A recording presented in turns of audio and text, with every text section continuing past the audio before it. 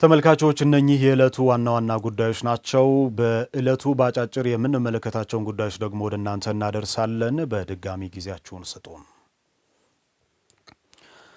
ኢትዮጵያ ድንበር ተሻጋሪ የዲጂታል ኢኮኖሚ ለመገንባት ከአጋር ሀገራት ጋር በትብብር እየሰራች መሆኗን የኢኖቬሽንና ቴክኖሎጂ ሚኒስቴር ገለጸ።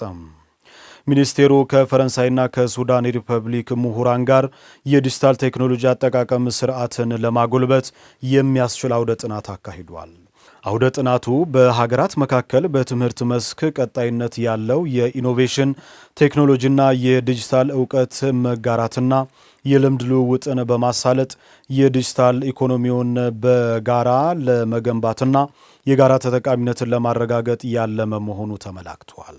በአውደ ጥናቱ የኢኖቬሽንና ቴክኖሎጂ ሚኒስትር ዴኤታ ዶክተር ይሽሩን አለማየሁ ኢትዮጵያ የዲጂታል ኢኮኖሚውን ለመገንባት በሚያስችሉ የትምህርት አካዳሚክ ዘርፍ ላይ ከአፍሪካና ከሌሎች አጋር ዓለም ሀገራት ጋር በትብብር እየሰራች መሆኗን ገልጸዋል።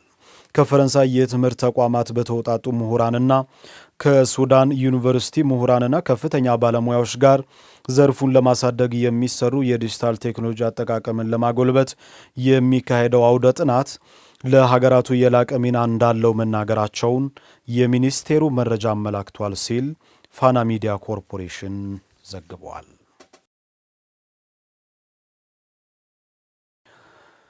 ኢትዮጵያ የትምህርት ጥራትና ተደራሽነት ለማረጋገጥ አካታች የትምህርት ስርዓት ሪፎርም በማድረግ ተጨባጭ ውጤት እያስመዘገበች መሆኑን የትምህርት ሚኒስትር ፕሮፌሰር ብርሃኑ ነጋ ገለጹ።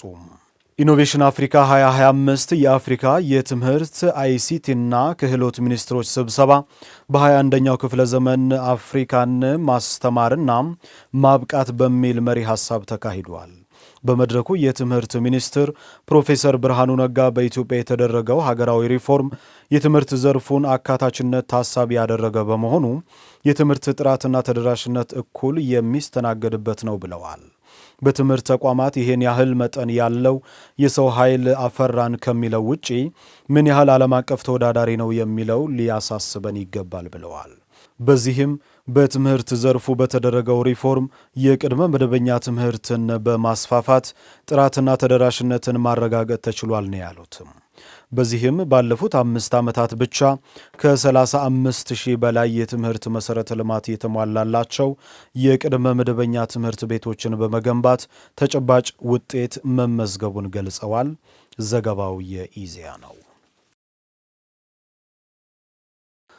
ባለፉት 9 ወራት በተከናወነ ንቅናቄ ለግድቡ ግንባታ 1.1 ቢሊዮን ብር መሰብሰብ መቻሉን የታላቁ ህዳሴ ግድብ ጊዜያዊ ማስተባበሪያ ፕሮጀክት ጽሕፈት ቤት ገለጸ።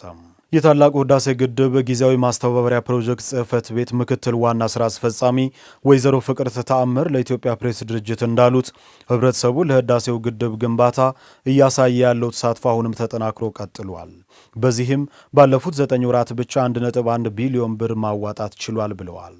ግድቡ ሙሉ በሙሉ ተጠናቆ እስኪመረቅ ድረስ የህዝቡ አንድነትና ህብረ ብሔራዊነት ተጠናክሮ መቀጠል አለበት ያሉት ወይዘሮ ፍቅርተ አንድ ከሆንን ምንም የሚያሸንፈን ነገር እንደሌለ የምናሳይበት መሆኑንም ጠቁመዋል።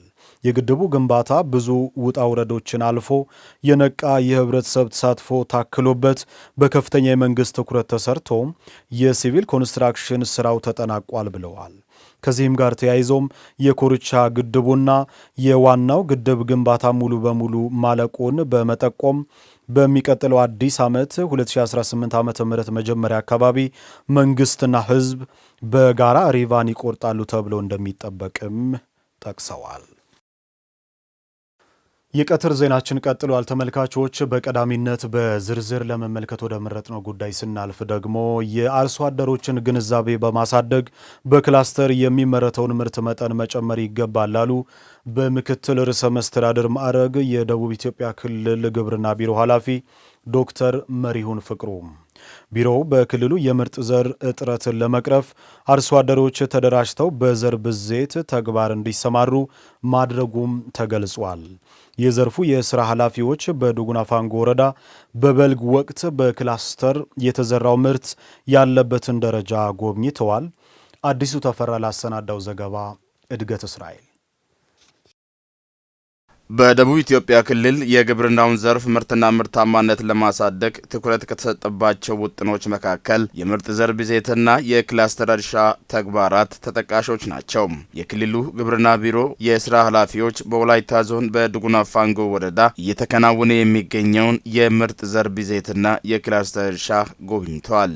በምክትል ርዕሰ መስተዳድር ማዕረግ የክልሉ ግብርና ቢሮ ኃላፊ ዶክተር መሪሁን ፍቅሩ በብዙ ዘርፍ ምርታማነትን የሚያሳድገውን በክላስተር የማምረት ዘዴ አርሶ አደሮች እንዲጠቀሙ ግንዛቤ የመፍጠር ተግባር ተጠናክሮ ሊቀጥል ይገባል ብለዋል። ክላስተር ማለት ኮንሰፕቱ በደንብ በስልጠና መካበት አለበት።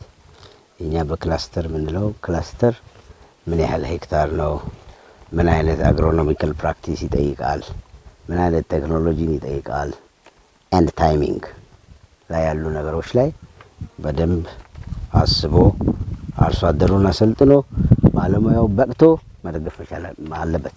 በዱጉና ፋንጎ ወረዳ በ50 ሄክታር ማሳ የምርጥ ዘር ብዜት ወጣቶችን በማደራጀት የተጀመረ ሲሆን በቀጣይ ይህንን ውጤታማ ለማድረግ ክልሉ ድጋፍና ክትትል ያደርጋልም ተብሏል። አሁን ያለው ስራ የተዘራውን ሰብል የማንከባከብ የአረም ቁጥጥር ስራ በተለይ አረም ቁጥጥር ስራ አሁን አንዳንድ ቦታ ላይ ኩትኳቶ ላይም ጥሩ ሆኖ ግን አልፎ አልፎ በተገቢው ከማየትን ይጠይቃል።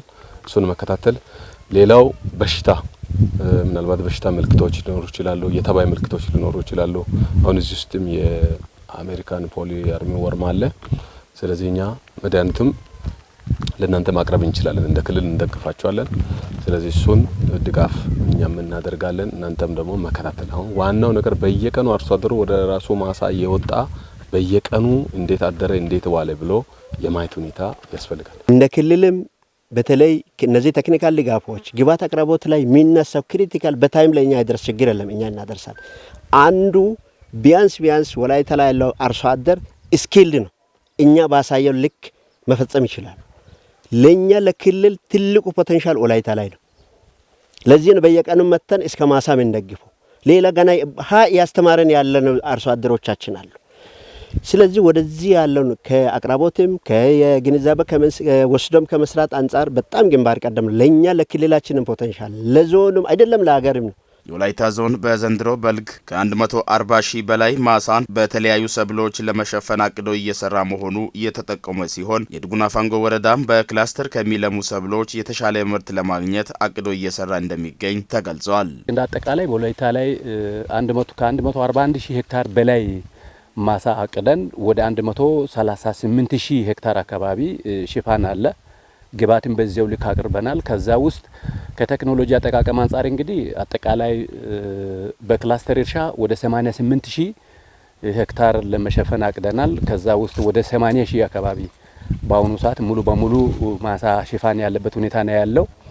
ይሄን ስናደርግ እንግዲህ በበቆሎ ብቻ አይደለም ክላስተር ከ1 ሺህ በላይ ክላስተር አለን። በበቆሎ በዋና ሰብሎች በበቆሎ በቦሎቄም በሌሎችም በሆርቲካልቸራል ሰብሎችም ጭምር ያው በክላስተር አቅደን ከ1 ሺህ በላይ እየሰራን ነው የምንገኘው። የምርጥ ዘር ብዜት ስራ በአሩሲ ወይዴ ቀበሌ የተሰራው አለ። በ50 ሄክታር ላይ 105 ማህበር ያቀፈው አባላትን ያቀፈ ማህበር ተደራጅቶ እየሰሩ ያሉት አለ። ይሄ አካባቢያችን ላይ ያለው የምርጥ ዘር እጥረትን ለመቅረፍ እጅግ በጣም ከፍተኛ ሚና አለው። ከዚህ በፊት አርሶ አደሮቻችን የምርጥ ዘርን በፈለጉበት ጊዜ የማያገኙበት እድል ነበራቸውን ይሄንን በጊዜ እንዲያገኙ አንደኛ፣ ሁለተኛ ደግሞ የዋጋም ራሳቸው አምርቶ ራሳቸው አንደኛ ለራሳቸው እንዲጠቀሙ ነው። ሶስተኛው ደግሞ በወረዳችን ውስጥ የሚገኙ የምርጥ ዘር እጥረትን ለመቅረፍ እጅግ በጣም ከፍተኛ አስተዋጽኦ አለው። ዛሬ አንድ ኩንታል እስከ 17 ሺህ ብር ነው የሚሸጠው። ይሄኛውን በእኛ ደረጃ የምናመርት ከሆነ በአንድ በኩል አርሶ አደሮቻችን በማህበር ተደራጅተው ወደ ዩኒየን ያድጋሉ፣ ገንዘብ ገቢ ያገኛሉ፣ ሀብት የፈጠሩ ይሄዳሉ። ሁለተኛ ደረጃ በእኛ ወረዳ የተመረተ በእኛ ወረዳ የተዘራ በእኛ ወረዳ የደረሰ ምርጥ ዘር ስለሆነ ምንም አይነት የአየር ኮንዲሽን ችግር ሳይኖር አርሶ አደሮቻችን በሁሉም አካባቢ እንዲያስፋፉ እድል ይሰጣል። በወረዳው በምርጥ ዘር ብዜት ተደራጅተው የሚሰራው የአሩሲ ወይዴ ቀበሌ ነዋሪ የሆኑት አርሶ አደሩ ፋይሳ ባሳ ከሌላ አካባቢ በውድ ዋጋ የሚገዛውን የምርጥ ዘር በአካባቢያቸው በማምረት ከራሳቸው አልፎ ሌሎች አርሶ አደሮችን ተጠቃሚ ለማድረግ እየሰሩ መሆናቸውን ነው የሚያነሱት።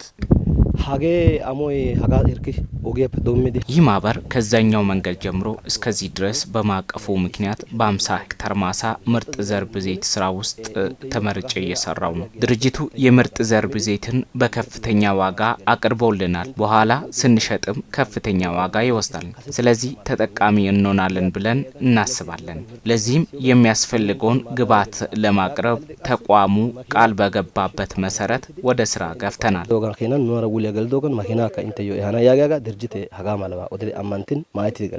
የግብርናውን ዘርፍ ከዘመናዊ ቴክኖሎጂ ጋር በማስተሳሰር አርሶ አደሩን በዘላቂነት ተጠቃሚ ለማድረግ ሁለንተናዊ ድጋፍና ክትትል ተጠናክሮ መቀጠል እንደሚገባም ተመላክተዋል።